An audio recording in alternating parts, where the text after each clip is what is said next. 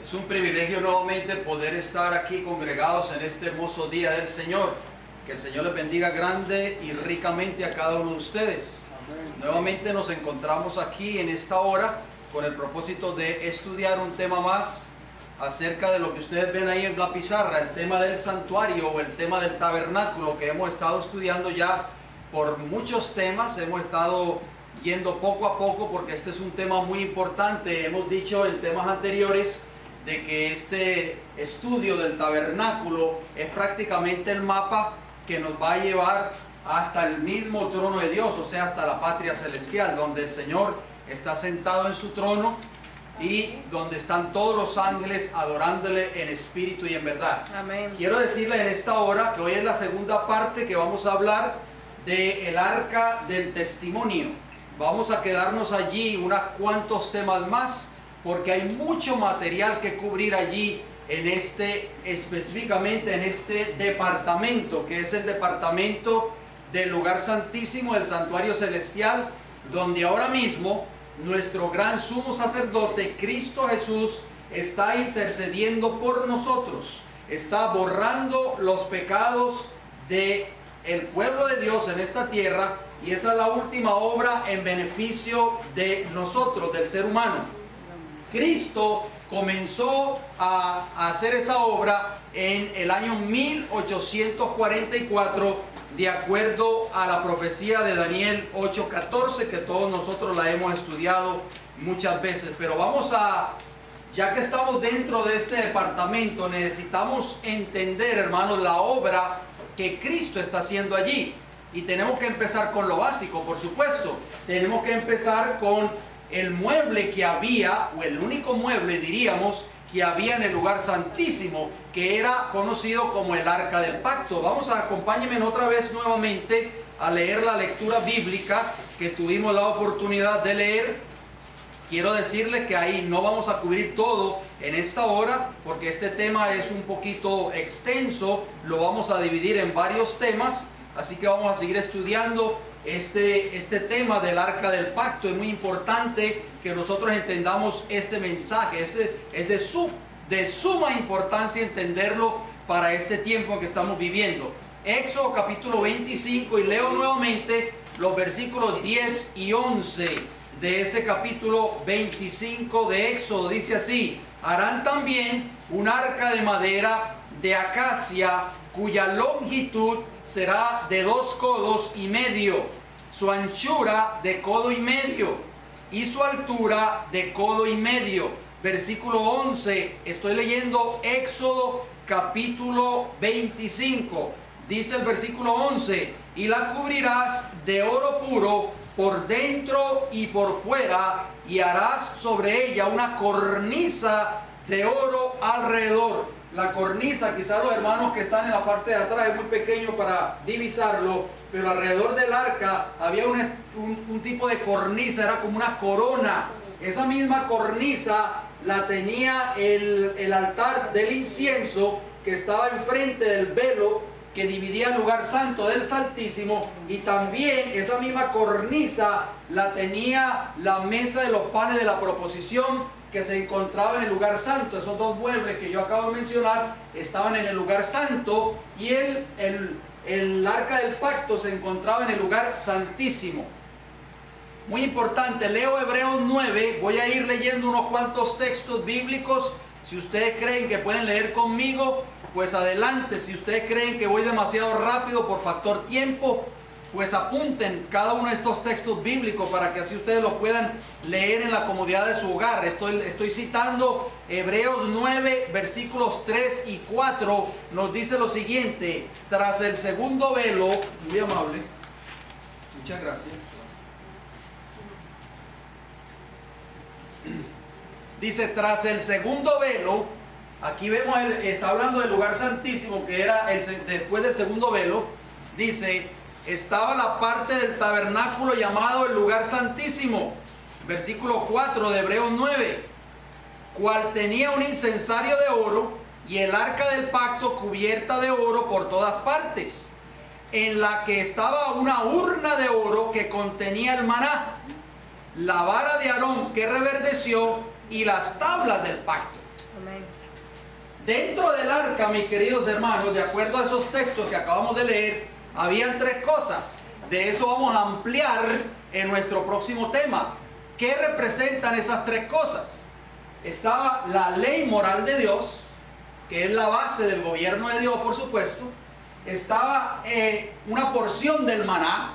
Ustedes saben que el maná era conocido en la Biblia como la comida de ángeles, ¿verdad? Ese era el alimento que Dios le proveyó al pueblo de Israel en su peregrinación durante los 40 años en el desierto. Y también estaba la vara de Aarón, que había reverdecido.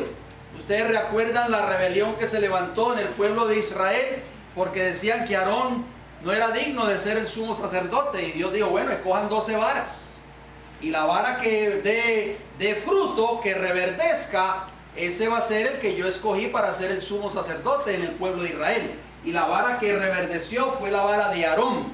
Nosotros sabemos, hermanos, por el registro bíblico, que ya lo hemos estudiado también, que la tribu que Dios escogió para que fuese la tribu que de ahí iba a venir el sacerdocio arónico, fue la tribu de Leví. ¿Recuerdan?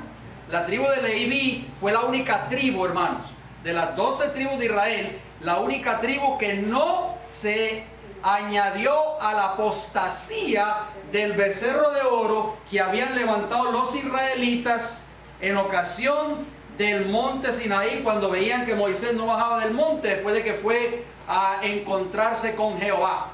Todas esas tribus se unieron a esa apostasía. Inclusive Aarón accedió a los pedidos y a las exigencias del pueblo de Israel y terminaron construyendo ese becerro. La única tribu, hermanos, que se apartó de esa apostasía fue la tribu de Leví. Y Dios, a partir de ese momento, escogió a la tribu de Leví para que fueran sus sacerdotes. Y bueno, de eso también vamos a estudiar por qué significa la tribu de Leví. Porque Malaquías capítulo 3, hablando de cuando Cristo iba a venir al templo, a su templo, dice que se sentó, ¿para qué? Para purificar a los hijos de Leví.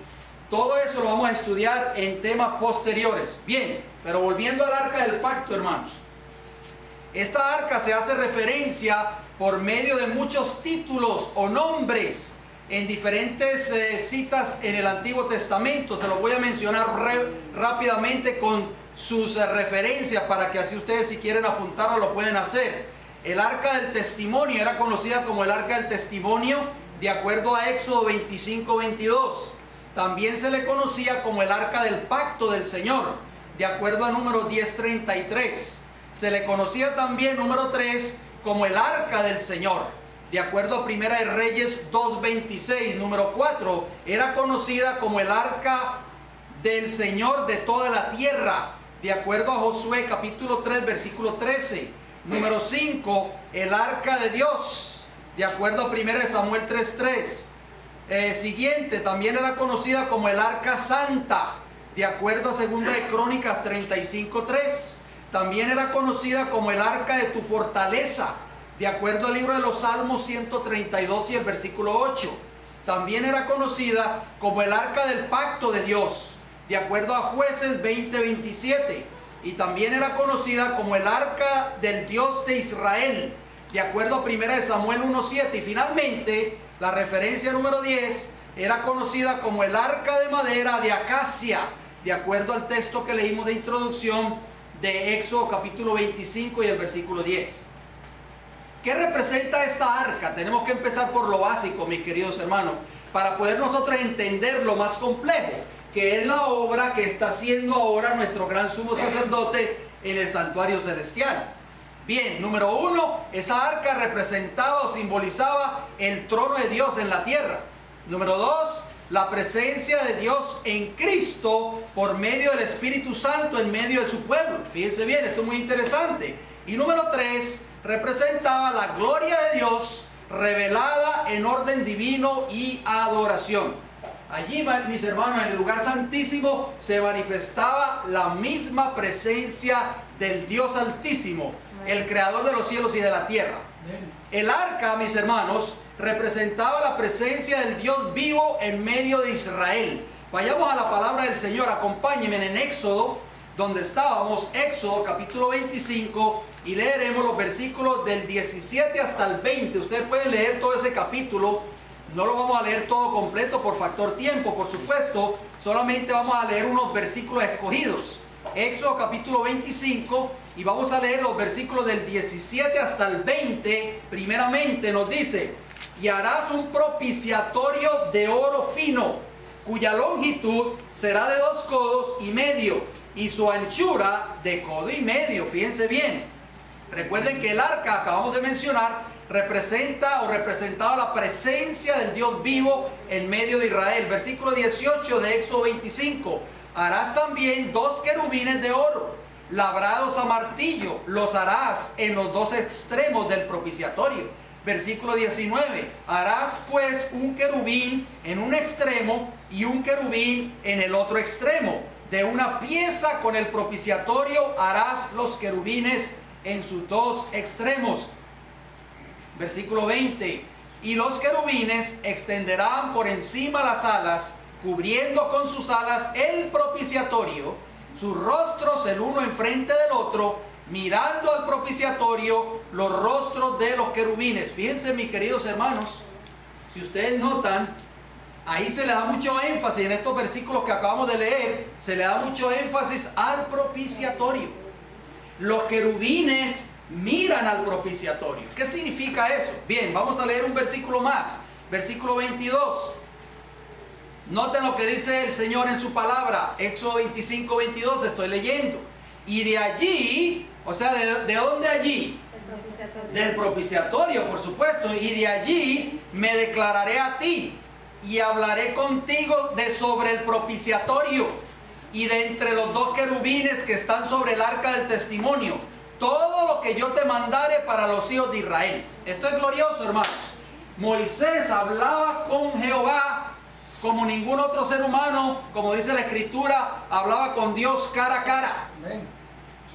Los profetas del Antiguo y Nuevo Testamento, muchos de ellos recibían los mensajes de Dios a través de visiones, a través de sueños, lo vemos en la Biblia. Pero Moisés podía oír audiblemente, hermanos, la voz de Jehová que le hablaba en medio del propiciatorio. Esto es glorioso, hermanos, el solo hecho de pensarlo.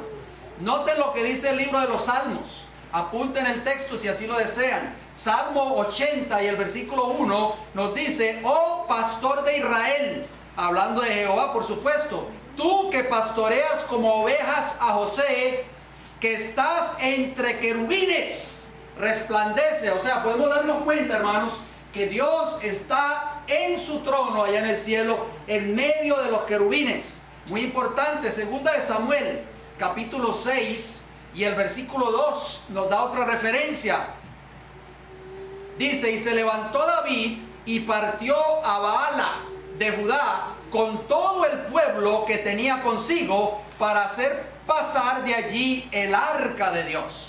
¿Hacer pasar qué cosa, hermanos? El arca. El arca de Dios. Esta arca que estamos viendo aquí en pantalla.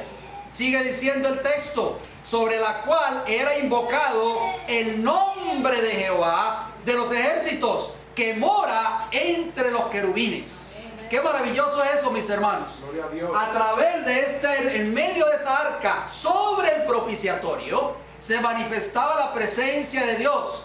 ¿Cómo era posible, hermanos, estar delante de la presencia de Jehová, delante del Creador de los cielos y de la tierra, y no ser consumidos?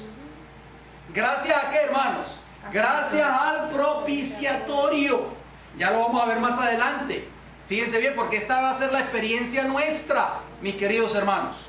Estoy leyendo ahora Mateo capítulo 18 y el versículo 20. Noten cómo dice: porque donde están 2 o 3 congregados en mi nombre, allí estoy yo en medio de ellos. Hermanos, sin la presencia del Señor en su iglesia, todo culto sería ¿qué cosa? En vano. Miren qué maravilloso, hermano. Cuando nosotros nos congregamos en este humilde lugar cada semana, nosotros invocamos la presencia de Dios. Amén. La presencia de Dios que ya hemos leído, que está en medio de ¿qué? De los querubines. Por eso es imprescindible, hermanos. Fíjense bien lo que les voy a decir. Es imprescindible que nosotros, cuando venimos a este lugar, a este recinto, que aparentemente es un lugar pequeño, humilde, tenemos que venir con reverencia, mis hermanos. Amén. Tenemos que venir con una actitud de adoración. Amén. Nosotros, como padres, tenemos que inculcarle a nuestros hijos que a este lugar no se viene a correr, a este lugar no se viene a pintar, a este lugar no se viene a gritar, hermanos. A este lugar se viene a invocar la presencia de Jehová. Amén. Dios se va a retirar de su iglesia, hermano, cuando en la congregación hay irreverencia. Cuando nosotros venimos con un espíritu irreverente. Cuando nosotros no pensamos que estamos en medio del Creador de los cielos y la tierra, como dice Mateo 18:20, donde hay 2 o 3 congregados en mi nombre, allí estoy yo en medio de ellos. Esto es glorioso, mis hermanos. ¿Por qué? Porque Jehová está en medio, ya lo leímos, en medio de los querubines en su trono.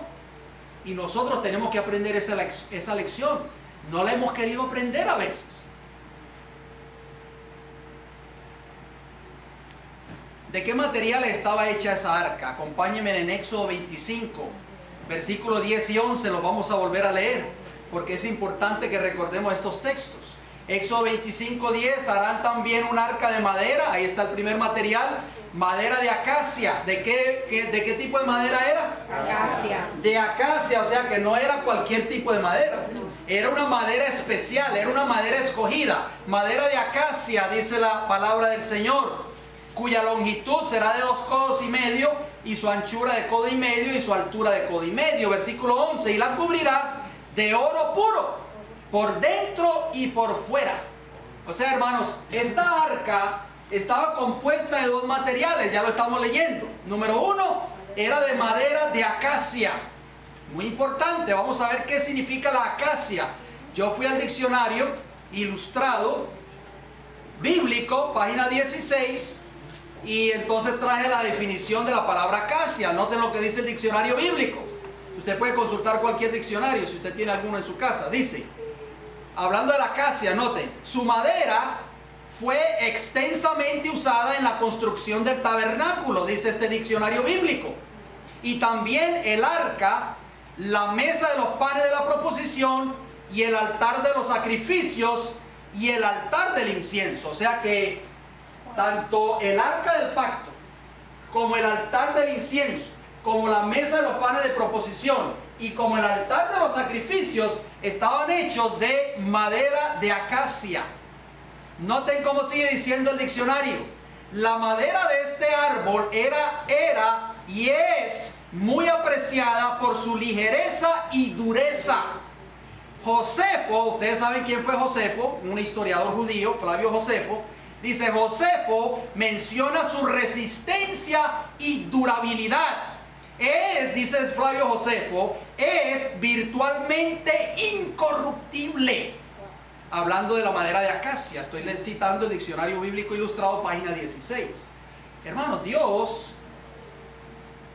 escogió la acacia especialmente. ¿Por qué? Porque cada uno de estos muebles que eran hechos de madera de acacia representaban a Cristo Jesús. Amén. ¿Sí o no? Sí. El altar de los sacrificios representaban a quién, al Cordero de Dios que quita el pecado del mundo. La mesa de los panes de la proposición representaban a quién, a Cristo Jesús. Yo soy el pan de vida. El altar del incienso representan a Cristo Jesús, hermanos. La justicia perfecta de Cristo Jesús, como lo ha explicado el hermano Frank tantas veces, que si nuestras oraciones no van cubiertas con la justicia de Cristo, no pasan del techo de esta iglesia. Así es. Y finalmente el arca del pacto, hermanos, que representa a Cristo Jesús como nuestro intercesor, como nuestro gran sumo sacerdote. Esa madera, dice Flavio Josefo, era virtualmente incorruptible. Amén. Hermanos, ¿qué representaba esa madera de acacia entonces? Representaba la naturaleza incorruptible de Cristo Jesús. Vamos a ver algunos textos bíblicos. Acompañen por favor el libro de los Salmos. Salmo 16 y el versículo 10. Espero que ustedes me puedan acompañar. Si voy un poco rápido, pues les pido disculpas. Escuchen Salmos 16, versículo 10, hablando de Cristo. Esta es una profecía mesiánica. Presten mucha atención, por favor. Salmo 16, versículo 10.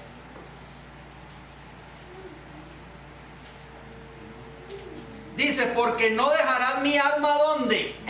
En el Seol. En unas versiones dice infierno, pero Seol simboliza sepulcro. No dejarás mi alma en el sepulcro, ni permitirás que tu santo vea corrupción. Gloria al Señor, hermanos. Cristo no pasó por el proceso de descomposición cuando murió, hermanos. No se corrompió, porque esa acacia representaba la naturaleza humana de Cristo Jesús. Era virtualmente, como dijo Josefo, incorruptible. Leamos otro texto más. Primera de Pedro, capítulo 1. Primera de Pedro, capítulo 1 y el versículo 23. Acompáñenme, por favor. Primera de Pedro, capítulo 1, versículo 23. Noten cómo dice. Primera de Pedro, capítulo 1, versículo 23. ¿Están conmigo, hermanos? Amén. Digan amén, hermanos, porque esto es palabra del Señor, no palabras mías. Primera de Pedro 1, 23 dice, siendo renacidos. Oiga lo que dice Pedro, hermanos. Siendo renacidos, no de simiente corruptible. Oigan bien, no de simiente corruptible, hermano. ¿Quién es esa simiente no corruptible? Sino de incorruptible. O sea, nosotros fuimos nacidos de simiente incorruptible por la palabra de Dios que vive y permanece para siempre.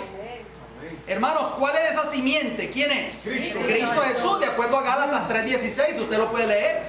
Es la simiente de la mujer que iba a venir a esta tierra, mis hermanos.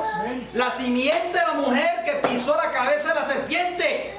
Gloria al Señor. Amén. De esa simiente, hermanos, tenemos que nacer cada uno de nosotros. Amén. Bien, otro texto más, Hebreos capítulo 4, versículo 15. Ustedes conocen esos textos, estamos repasando. Hebreos capítulo 4, versículo 15. Noten cómo dice.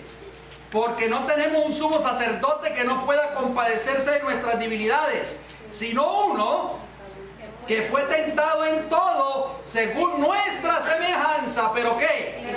Pero sin pecado. O sea, Cristo fue incorruptible, mis hermanos. Amén. Su naturaleza no fue manchada por el pecado, mis hermanos. Eso era la madera de acacia que representaba allí en el santuario terrenal. Primera de Juan capítulo 3, versículo 5. Leemos otro texto muy importante. Primera de Juan capítulo 3, versículo 5. Nos dice, y sabéis que Él, ¿quién es Él? Cristo Jesús apareció para quitar nuestros pecados y no hay pecado en Él. Amén. Hermanos, qué maravilloso es eso. Cristo tenía una naturaleza sin pecado. O sea, no cometió pecado. Para darnos el ejemplo a nosotros, que nosotros por la gracia de Cristo Jesús, lo vamos a ver más adelante, y vamos a ver si nos da tiempo de leer una cita de un libro que yo traje por acá. Por la gracia de Cristo Jesús podemos vencer el pecado. Amén. Voy a citar el deseado de toda la gente, la página 92. Deseado de toda la gente, página 92. Lee así, presten mucha atención, por favor. Muchos sostienen que era imposible para Cristo ser vencido por la tentación. ¿Escucharon eso, hermanos? Esto es muy importante, lo que yo estoy leyendo. Porque hoy dentro del pueblo de Dios se está enseñando, se lleva por mucho tiempo se ha estado enseñando de que Cristo siempre nos va a llevar ventaja a nosotros porque Él era el Hijo de Dios. Note lo que dice la sierva del Señor, vuelvo y leo. Muchos sostienen que era imposible para Cristo ser vencido por la tentación. En tal caso, no podría haberse hallado en la posición de Adán. No podría haber obtenido la victoria que Adán dejó de ganar. Si en algún sentido tuviésemos que soportar nosotros un conflicto más duro que el que Cristo tuvo que soportar, Él no podría socorrernos. Pero nuestro Salvador, oigan bien, hermanos, nuestro Salvador tomó la humanidad con todo su pasivo. Se vistió de la naturaleza humana con la posibilidad de ceder a la tentación. ¿Oyeron eso, hermanos? ¿Escucharon eso? Vuelvo y leo esa última frase, porque esto tiene que quedarse aquí bien adentro de nuestras mentes. Porque hoy se enseña hoy la iglesia adventista, y lo voy a decir, hermanos, se está grabando en video, pero lo voy a decir claro, la iglesia adventista ha tomado otra posición con respecto a esta declaración que estamos leyendo. Otra oposición diferente a la doctrina del santuario. Noten la última frase, vuelvo y la leo. Cristo se vistió de la naturaleza humana con la posibilidad de ceder a la tentación. No tenemos que soportar nada que Él no haya soportado. Gloria al Señor. Por eso Cristo nos entiende, mis hermanos. Amén. Porque Él soportó todas las tentaciones que nosotros confrontamos cada día. Vayamos al libro de Éxodo nuevamente, capítulo 25, acompáñenme. Éxodo capítulo 25.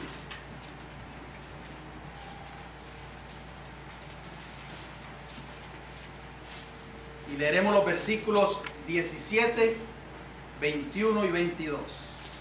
Vamos a volver a mencionar esos textos rapidito. Éxodo 25, 17 dice: y harás un propiciatorio de oro fino, cuya longitud será de 2 codos y medio, y su anchura de codo y medio. La palabra en español, propiciatorio, en inglés es la silla de la misericordia. Usted puede leer una versión en inglés. Le recomiendo que si usted lee en inglés, vaya a la versión King James. Y usted se va a dar cuenta que en la versión King James dice la silla de la misericordia. ¿Por qué se le conoce a la tapa que cubría el arca la silla de la misericordia? Eso lo vamos a ver a continuación. Leo el versículo 21 ahora de Éxodo 25. Y pondrás el propiciatorio encima del arca, y en el arca pondrás el testimonio que yo te daré. Versículo 22, que ya lo habíamos leído antes, pero lo leemos una vez más. Y de allí me declararé a ti, y hablaré contigo sobre el propiciatorio, de entre los 2 querubines que están sobre el arca del testimonio, todo lo que yo te mandare para los hijos de Israel. Hermanos, aquí se está dando ahora énfasis a algo que se pasa por alto muchas veces cuando se dan estos estudios bíblicos hablando del santuario. Aquí el Señor Jehová, a través de Moisés, le está dando énfasis al propiciatorio. Gracias al propiciatorio, tanto Moisés como Aarón, como sumo sacerdote, no serían consumidos por la gloria de Dios. ¿Oyeron eso, hermanos? ¿Se imaginan ustedes, hermanos, estar parados frente a esa arca, delante de la misma presencia de un Dios santo, mis hermanos? Un Dios que no puede concebir ni una sola partícula de pecado. Esto es muy solemne, nosotros no entendemos, nuestra mente no puede tal vez comprender a cabalidad estas cosas. Vamos al libro de Levítico, acompáñenme. En el libro de Levítico, el capítulo 16, vamos a leer unos textos que tienen que ver con el famoso día de la expiación. ¿Se acuerdan del día de la expiación? Hago una pregunta. ¿Cuántas veces entraba el sumo sacerdote, en este caso Aarón? Vamos a usar a Aarón de ejemplo. ¿Cuántas veces Aarón, en el famoso día de la expiación, entraba al lugar santísimo? A ver. ¿Una vez? ¿Cuánto dice que 2 veces? Usted, hermana Marily, es la única que dijo 2 veces. El hermano Freddy, 2 veces. El servicio. Vamos a ver qué nos dice la palabra del Señor. Vamos a ver cuántas veces entraba Aarón al lugar santísimo en el famoso día de la expiación, o el Yom Kippur, y el por qué entraba 2 veces. Porque Cristo, ¿cuántas veces entró al lugar santísimo? ¿Cuántas veces ha entrado? Una sola vez y para siempre, ¿sí o no? Pero Aarón entraba 2 veces, hermanos. ¿Por qué 2 veces? Cualquiera el puerto matutino. Vamos a ver qué nos dice la escritura, hermana Carolina. Levítico 16, 11 al 14 primeramente. Noten cómo dice Levítico 16. Les recomiendo que léanse ese capítulo, hermanos. Ese capítulo hay que escudriñarlo. Lo hemos estudiado muchas veces aquí en el pasado, pero hay que volverlo a escudriñar, hay que estudiarlo. El famoso día de la expiación, el Yom Kippur, que es el día más solemne para los judíos hoy, hermanos. Dice Levítico 16, 11. Y hará traer a Aarón el becerro que era para expiación suya. Estamos en el contexto del día de la expiación, no se me vayan a ir para otro lado. y hará la reconciliación por sí y por su casa, y degollará en expiación el becerro que es suyo. Fíjense bien, hermano, para Aarón, que era el sumo sacerdote, él escogía un becerro, o Dios le dijo que escogiera un becerro, y él tenía que hacer expiación ¿por quién? Por él y por quién. Por su casa. Y por su casa, por su familia, hermanos. ¿Por qué? Porque Aarón era un pecador igual que usted y que yo. Sigue diciendo el versículo 12: después tomará un incensario lleno de brasas de fuego del altar. Este altar, el altar del incienso, hermanos, del altar delante de Jehová, y sus puños llenos del perfume aromático molido, y lo llevará detrás del velo. Esto es solemne, hermano. Yo creo que Aarón entraba allí temblando. Tenía que entrar, hermano, con la sangre del becerro número 1, que representa la sangre de Cristo Jesús. Y tenía que entrar con incienso aromático, con perfume, que representa la justicia de Cristo. Hermano, cuando Dios veía a Aarón, gloria al Señor, lo veía envuelto en esa nube de incienso que representa la justicia de Cristo. Así nos mira el Señor, hermanos, cuando nosotros nos hemos arrepentido de nuestros pecados. Él no mira nuestra justicia, que es trapo de inmundicia. Él mira la justicia perfecta de nuestro Señor y Salvador Cristo Jesús. Seguimos leyendo, hermanos.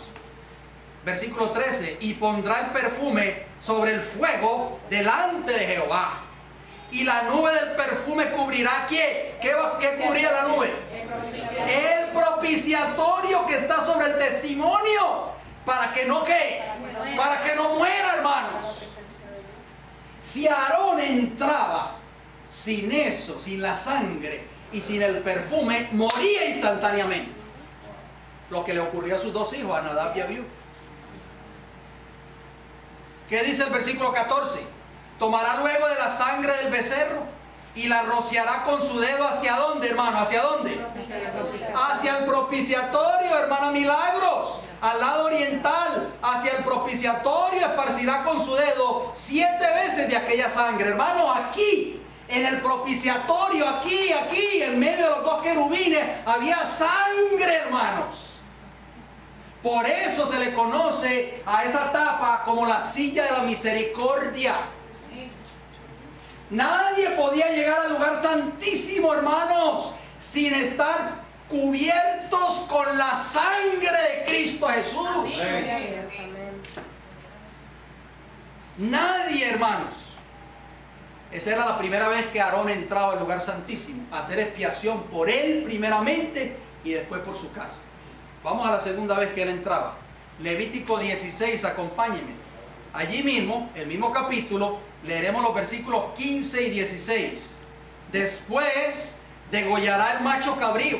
¿Qué degollaba? El macho cabrío. Primero degollaba un becerro, ¿sí o no? Sí. Por él y por su casa. Sí. Ahora venía y degollaba un macho cabrío.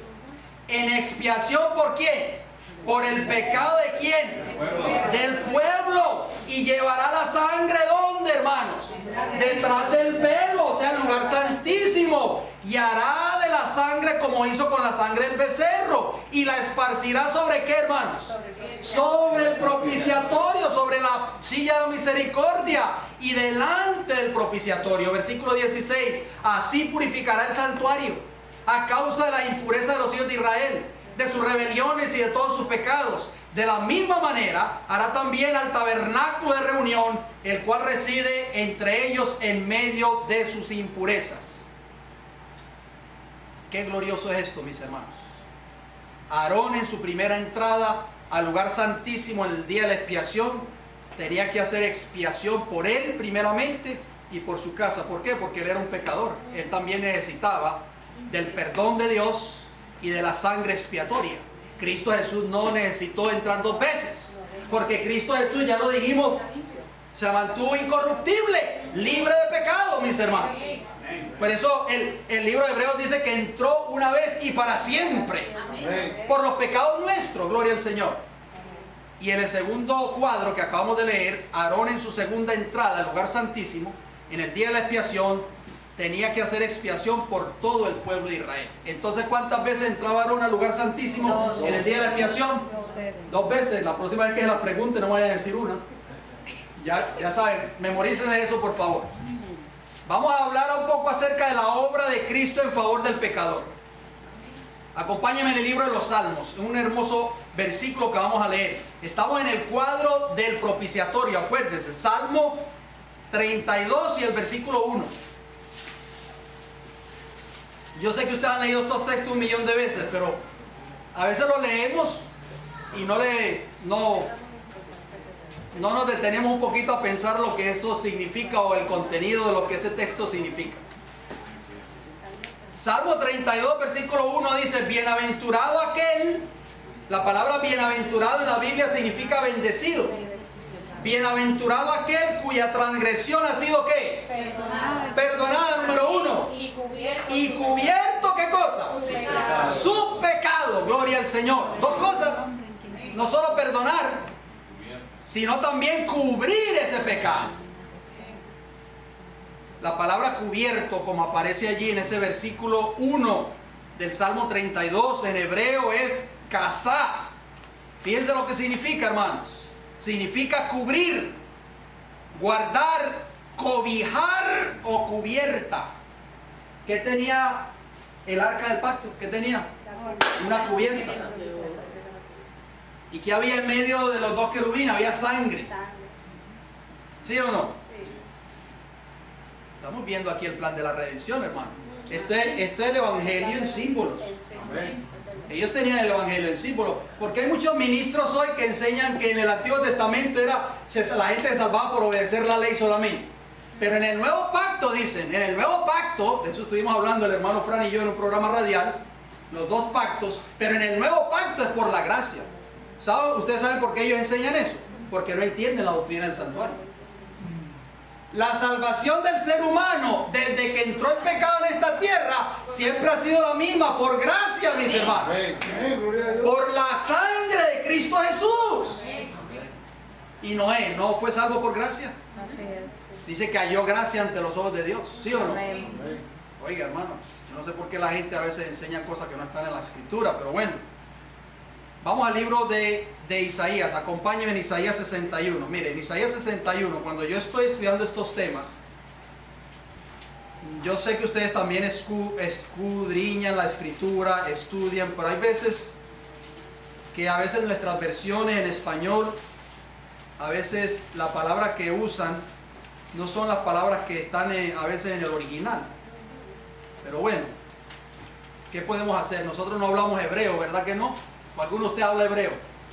Quizás no, pero tenemos que consultar ciertas fuentes para asegurarnos de qué significa esas palabras. Miren lo que vamos a leer, un versículo muy interesante en Isaías 61:10. Decía el salmista David en el Salmo 32:1 que bienaventurado aquel cuya transgresión ha sido perdonada y cubierto ¿qué? Su pecado. Aarón nunca fue consumido por la gloria de Jehová mientras oficiaba en el lugar santísimo, porque sus pecados, tanto los de él como de su casa, habían sido cubiertos por la sangre del animal que él sacrificaba, que representaba la sangre de Cristo Jesús. Vayamos a Isaías 61:10. Eso era verdaderamente justificación por la fe, hermanos. En gran manera me gozaré en Jehová. Oiga lo que dice el profeta. En gran manera me gozaré en Jehová, mi alma se alegrará en mi Dios. ¿Por qué? Porque me vistió con vestiduras de ¿qué, hermanos? De salvación. Me rodeó. ¿Dice la palabra rodeó en sus versiones? Sí. ¿Hay otra versión que no diga me rodeó? Me rodeó. ¿Ah? Me rodeó. Ajá, otra versión que no diga me rodeó. ¿Ninguna? ¿Todas dicen me rodeó? En la versión original es me cubrió. ¿Oyeron, hermanos? Me cubrió. Le exhorto a que usted lo busque en la Biblia, King James o en la Biblia interlinear. Me cubrió de manto de justicia. Eso era el incienso, mis hermanos, que cubría a Aarón. Por eso Aarón nunca fue consumido, mis hermanos. Porque era la justicia de Cristo Jesús que cubría a Aarón a través de la sangre expiatoria que representaba a Cristo Jesús en la cruz de Calvario. Como a novio me atavió y como a novia adornada con sus joyas. Hermanos, ¿qué dice ahí? En gran manera, ¿qué cosa? Me gozaré. Hermanos, ¿por qué venimos tristes a veces aquí a este lugar los sábados? ¿Por qué vivimos una vida de constante quejamiento con Dios? Vivimos derrotados por el enemigo cuando Cristo Jesús verdaderamente nos ha rescatado de nuestros pecados. Cuando Cristo Jesús ha pagado el precio, mis hermanos, por nuestros pecados. Nosotros, el cristiano, debería ser la persona más feliz del mundo por lo que Cristo ha hecho. Cada vez que vengamos acá a este lugar, vengamos con un espíritu de adoración al Señor. No vengamos con caras tristes. No vengamos deshechos por el enemigo. No vengamos deprimidos, hermanos. Vengamos con un cántico de alabanza al Señor. Porque dice, en gran manera me gozaré. ¿Por qué? Porque Jehová me vistió con vestidura de salvación. No me avergüenzo del evangelio, dijo Pablo en Romanos 1:16, porque es poder para salvar, para salvación. Eso es el evangelio, hermanos. Amén. Y me cubrió con el manto de su justicia. Amén. Qué maravilloso es eso, mis hermanos. Hebreos capítulo 9. Hebreos, acompáñenme en Hebreos capítulo 9.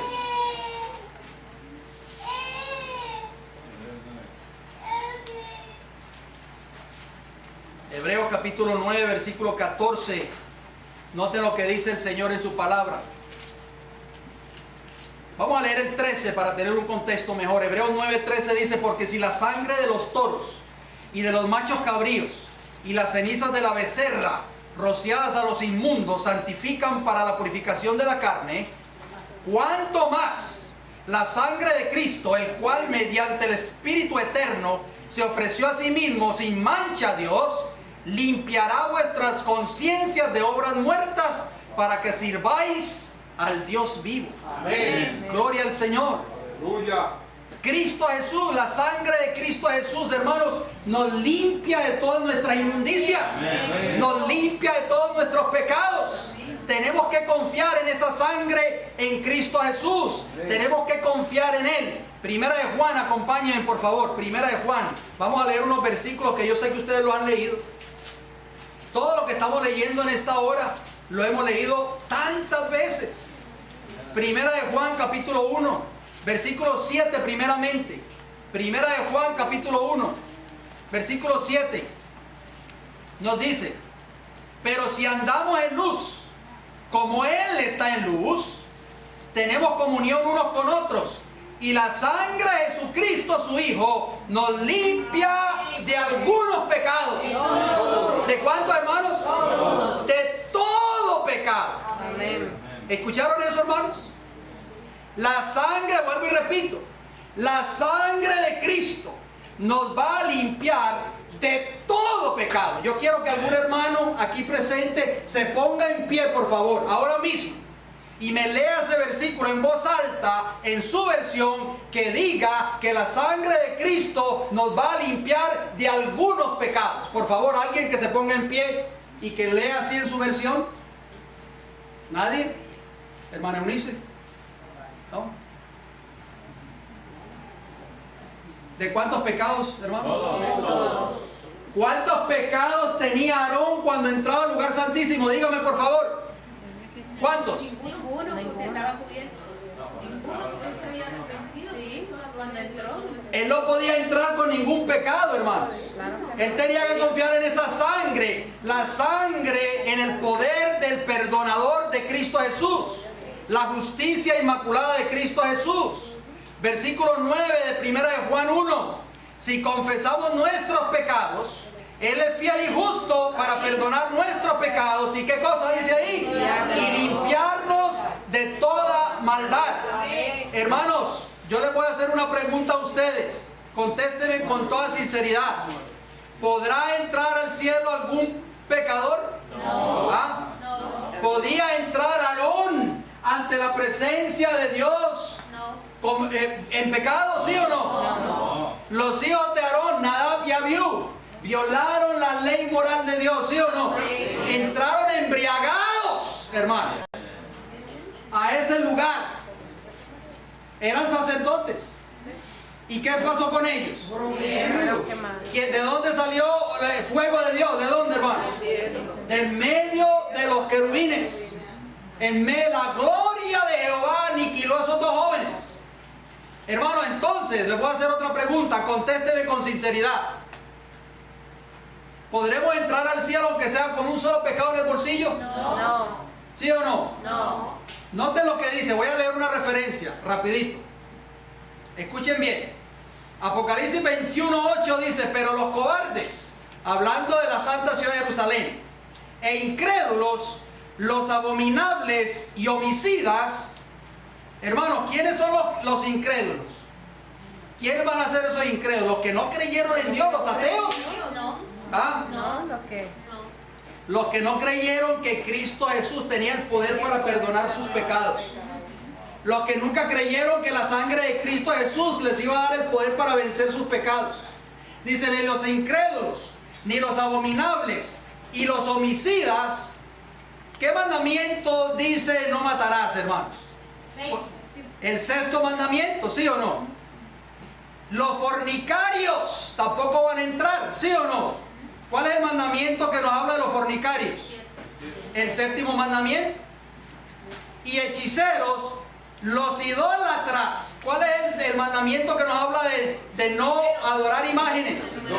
El segundo mandamiento. Y todos los mentirosos, los que dijeron siempre mentiritas blancas, pues está hablando de otro tipo de mentirosos también. ¿Qué dice 1 Juan 2:4, hermanos? El que dice yo le conozco y no guarda sus mandamientos, ¿es qué cosa? Es un mentiroso. Los mentirosos no tendrán su parte, ¿dónde? En el trono de Dios. ¿Verdad que así lo dice el texto? No. Corríjame por favor si estoy leyendo mal. ¿Tendrán su parte dónde? En el lago que arde con fuego y azufre, que es la muerte segunda. ¿Estamos de acuerdo, hermanos? ¿Es bíblico esto o no es bíblico? Sí. Entonces, les voy a hacer otra pregunta. Contésteme con honestidad. Si yo soy un adúltero, de acuerdo ahí dice, ahí habla de un grupo de personas, varios mandamientos, el sexto, el segundo, el séptimo, en fin. Si yo soy adúltero, ¿podré tocar la puerta y el Señor me va a dar la bienvenida en el reino de los cielos? No. ¿Sí o no? ¿Ah? No, ¿verdad? Hermano William, ¿y si soy un fornicario tal vez? No. ¿Y si soy un ladrón? ¿Sí o no? No. Entonces ahora les hago la pregunta. ¿Y si soy un violador del sábado? No. ¿O sí? No. Les voy a leer una cita, hermanos, de este libro, que se llama Preguntas sobre Doctrina. Esto es considerado una joya de la literatura adventista. Este libro fue originalmente escrito en 1900, por ahí por los 1956 en adelante. Cuando la iglesia adventista, el séptimo día, los líderes de la conferencia general, un grupo de líderes de la conferencia general, se reunieron con pastores evangélicos. ¿Por qué? Porque los pastores evangélicos retaron a la iglesia adventista en aquel entonces, diciendo que la iglesia adventista no era una iglesia cristiana, sino que era una secta. Muchas de nuestras creencias, hermanos, fueron modificadas. Las columnas de la fe adventista fueron removidas y fueron imprimidas en este libro que muchos consideran una joya de la literatura adventista. Y de este libro, que es la mamá, salió este libro que se llama Las 27 creencias de la iglesia adventista.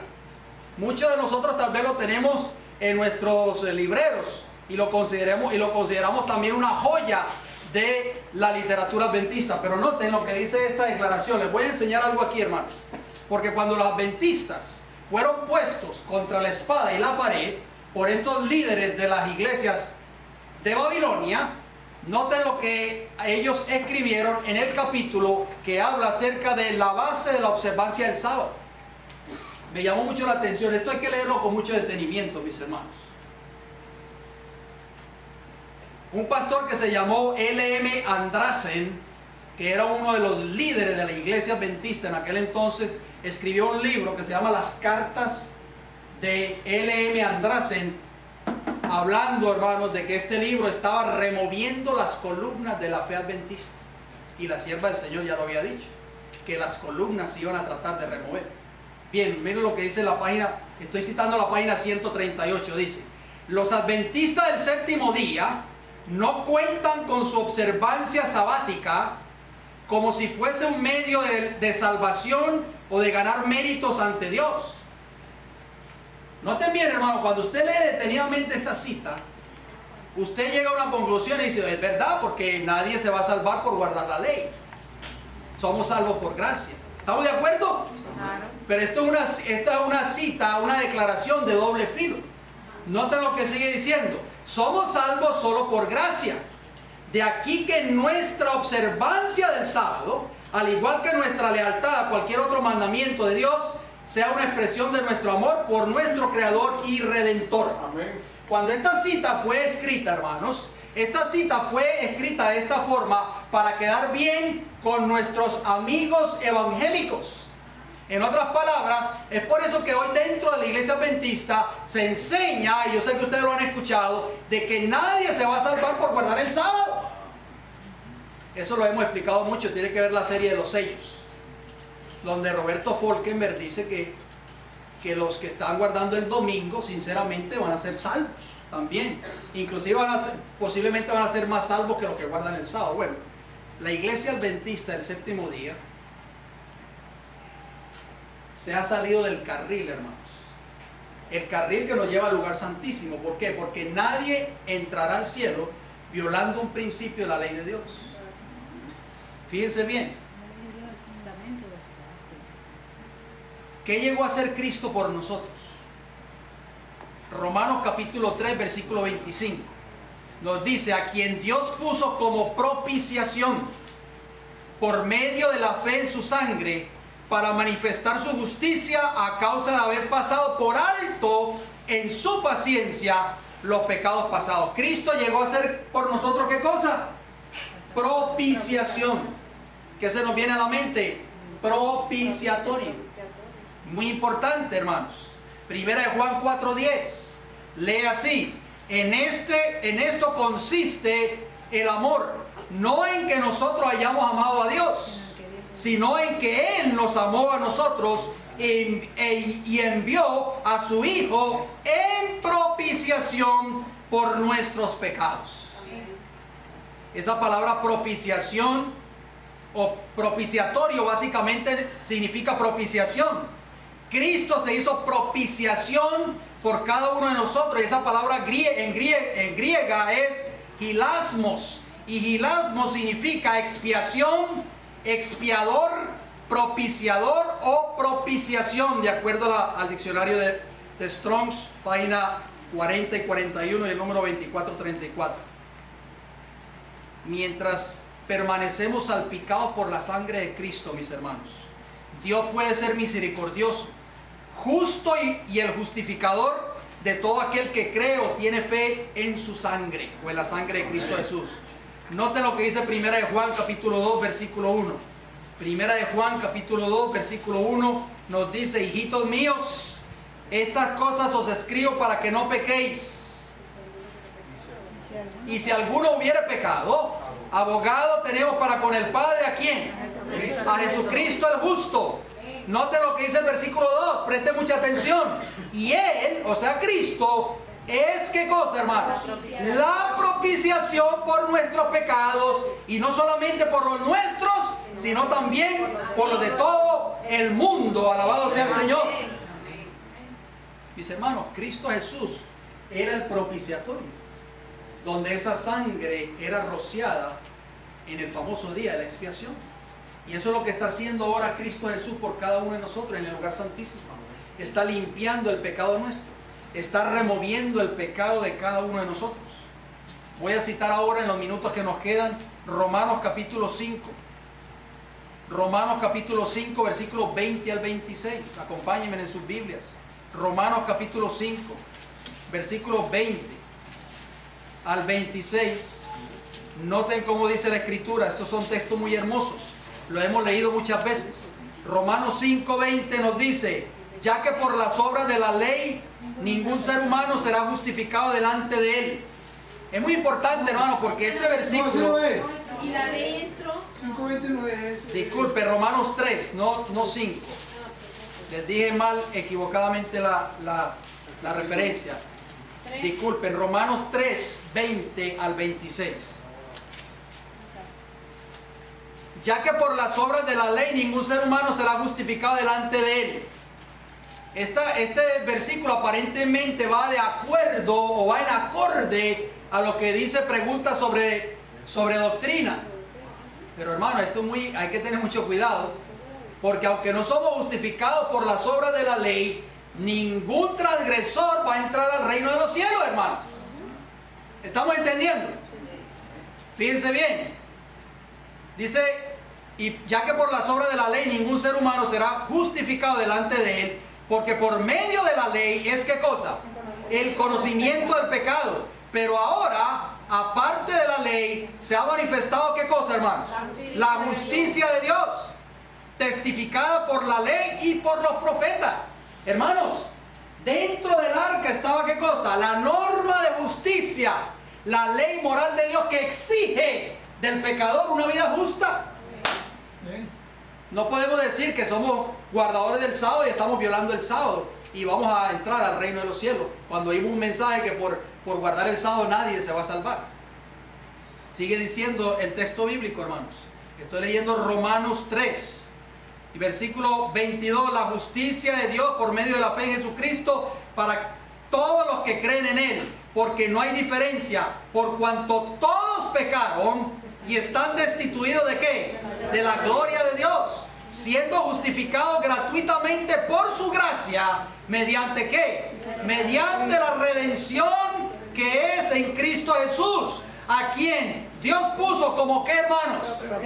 Como propiciación, propiciatorio, por medio de la fe en su sangre, alabado sea el Señor, para manifestar su justicia, a causa de haber pasado por alto en su presencia los pecados pasados, con la mira de manifestar en este tiempo su justicia, a fin de que Él sea el justo y el que justifica al que es de la fe de Jesús. Hermanos y amados hermanos aquí presentes, Cristo Jesús pasó por alto nuestros pecados, pero le costó, ¿qué cosa? Su propia vida en la cruz del Calvario.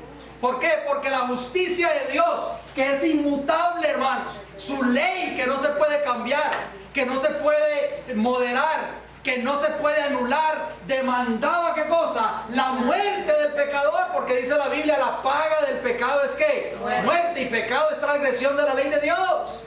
Y Cristo Jesús, hermanos, tomó nuestro lugar, su justicia perfecta, mis hermanos, nos redimió, Él fue nuestra propiciación. Por eso, hermanos, nadie podía entrar al lugar santísimo sin sangre.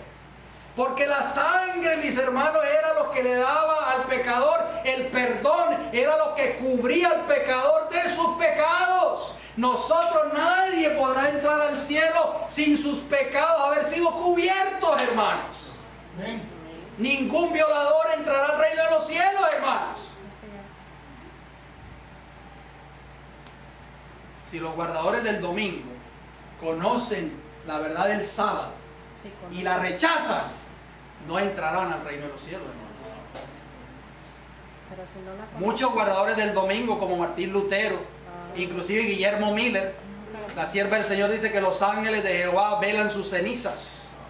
Entrarán al reino de los cielos porque nunca conocieron esta verdad. Cuando este mensaje, el fuerte pregón, sea dado a toda nación, tribu, lengua y pueblo, el mensaje del primer ángel que dice: temed a Dios y darle gloria, porque la hora de su juicio ha llegado, y adorar al verdadero Dios, al creador de los cielos y la tierra. Ese es el mensaje de la verdad del sábado para el tiempo del fin, hermanos. Porque el sábado es el único mandamiento que nos dice a nosotros que el verdadero Dios es el creador de los cielos y de la tierra. Cuando las personas oigan ese mensaje en el tiempo del fin y lo rechacen, hermanos, se estarán cerrando las puertas de la patria celestial. Tristemente. Termino con esta cita. Cristo en su santuario. Es un libro pequeño, pero yo lo recomiendo. Si ustedes lo tienen, léanse ese libro porque es una joya. Se llama Cristo en su santuario. No sé si todavía lo publicarán. No, porque yo he tratado de comprarlo y no dice que... Pero está en la computadora y en el teléfono. Exacto, baje los libros ahí en su teléfono, hermanita Milagros. Ahí lo va a encontrar. Leo páginas 131 y 132 y clausuro con esto. Note lo que dice esta cita. Esta cita es tremenda. Dice, Satanás, ¿quién, hermanos? Satanás. Con sus esfuerzos para engañar y tentar a nuestra raza, había pensado frustrar el plan divino con la creación del hombre. Pero Cristo ahora pide que este plan sea llevado a cabo como si el hombre jamás hubiese caído. Mire qué maravilloso, hermanos. Qué glorioso es esto. Satanás, cuando hizo caer al hombre en el jardín del Edén, hermano, él pensó que iba a estropear el plan de Dios, el plan original de Dios. Pero Cristo, hermanos, dice ahí, pide que este plan sea llevado a cabo como si el hombre jamás hubiese caído. Pide para su pueblo, oiga lo que dice esta cita, hermanos. Pide para su pueblo no solo el perdón y la justificación plenos y completos, sino además participación en su gloria y un asiento en su trono. Alabado sea el Señor. Mil veces amén, hermano. El Señor quiere llevarnos al lugar santísimo del santuario celestial por la sangre de la expiación, por la sangre que será esparcida en el propiciatorio. Qué maravilloso, hermanos. Es el plan de la redención. Nosotros a veces no alabamos al Señor porque no entendemos este evangelio. Los discípulos lo entendieron, humildes pescadores. Lo entendieron, hermanos, cuando fue derramado el Espíritu Santo. Nosotros necesitamos entender el evangelio. No es decir gloria a Dios solamente. No es brincar media hora en un culto. Noten cómo sigue diciendo esta cita. Mientras Jesús intercede por los súbditos de su gracia, Satanás los acusa ante Dios como transgresores. El gran seductor procuró arrastrarlos al escepticismo, hacerles perder la confianza en Dios. O sea, en otras palabras, Satanás quiere llevarte a ti y a mí a un estado y decir, ya no tengo esperanzas. Ya he hecho tantas veces cosas malas, he caído tantas veces que ya no hay esperanza para mí. A ese escepticismo te quiere llevar Satanás. Dice, quiere que nosotros perdamos la confianza en Dios. Dice que los arrastra. Voy a retomar la cita. El gran seductor procuró arrastrarlos al escepticismo, hacerles perder la confianza en Dios, separarse de su amor y transgredir su ley. Ahora él señala el registro de sus vidas. Mire lo que hace Satanás, hermanos. El hermano Fran habló de los registros del cielo en la lección. Él ahora señala el registro de sus vidas, los defectos de carácter. Satanás señala todos nuestros defectos de carácter ante Dios, hermanos. La falta de semejanza con Cristo, lo que deshonró a su Redentor, todos los pecados que los indujo a cometer, y a causa de esto los reclama como sus súbditos. Esos son míos, dice Satanás, le dice en la cara a Cristo Jesús. Esos me pertenecen y ahí tienen que estar donde yo voy a estar en aquel día, en el lago de fuego y azufre. Termina la cita. Jesús no disculpa sus pecados, pero muestra su arrepentimiento y fe. Alabado sea el Señor. Cristo le dice a Satanás, sí, él cayó profundo, él fue arrastrado por el pecado, fue arrastrado en el lodo cenagoso, cayó y tocó fondo, sí es verdad, Satanás, pero él se levantó como el hijo pródigo, confesó su pecado, se arrepintió y yo lo perdoné. Gloria al Señor, aleluya. Y dice, y reclamando el perdón para ellos, levanta sus manos heridas ante el Padre y los santos ángeles y dice, hermano, estoy glorioso. Y dice, los conozco por nombre, los he grabado en las palmas de mis manos. Los sacrificios de Dios son el espíritu quebrantado, el corazón contrito y humillado no despreciarás tú, oh Dios. Salmo 51, 17. Y el acusador de su pueblo le dice, al acusador de su pueblo, Jehová le dice, Jehová te reprenda, oh Satanás. Jehová que ha escogido a Jerusalén te reprenda. ¿No es este un tizón arrebatado del incendio? Zacarías 3:2. Cristo revestirá a sus fieles con su propia justicia, hermano. Lugar santísimo, santuario celestial, día de la expiación, Yom Kippur, propiciatorio. Esta es la obra que hay que predicar por la radio, por la televisión, por todas partes. Este es el evangelio. Alabado sea el Señor. Dice que Cristo revestirá a sus fieles con su propia justicia para presentarlos a su Padre como una iglesia gloriosa, sin mancha, ni arruga, ni cosa semejante. Efesios 5:27. Sus nombres están inscritos en el libro de la vida, y acerca de ellos está escrito: andarán conmigo en vestiduras blancas, porque son dignos. Apocalipsis 3:4. Alabado sea el Señor. Amén. Cristo Jesús lo ha hecho todo, hermano. ¿Qué espera de nosotros? Fe y obediencia perfecta a sus mandamientos. El Señor ya no quiere una iglesia, hermanos, una iglesia que pretenda decir el pueblo de Dios y estar enseñando otra verdad que no tenga las credenciales del santuario celestial.